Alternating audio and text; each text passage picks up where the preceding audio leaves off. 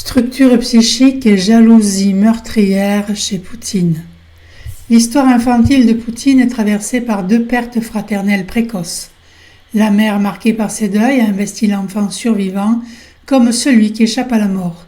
Cela produit une double empreinte, une identification mélancolique. Poutine porte en lui les frères morts, il vit à leur place, mais aussi contre eux. Leur disparition devient le socle narcissique de son sentiment de force. Ils étaient fragiles, moi, je survis. Un surmoi archaïque, la dette envers la mère endeuillée et les frères disparus, se transforme en une exigence implacable. Être fort, ne jamais faillir, effacer toute trace de vulnérabilité.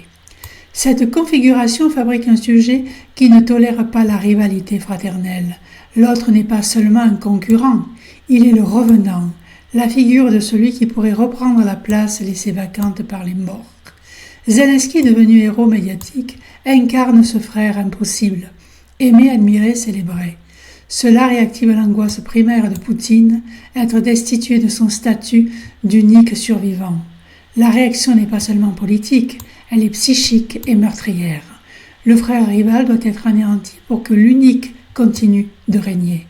Les jeunes soldats envoyés à la mort fonctionnent comme substituts de frères perdus, chair sacrificielle destinée à confirmer sa survie à lui. Ainsi, la jalousie meurtrière de Poutine ne se comprend qu'à la lumière de cette structure de survivants mélancoliques, condamnés à tuer l'ombre de tout frère qui renaîtrait et lui ferait de l'ombre à jamais.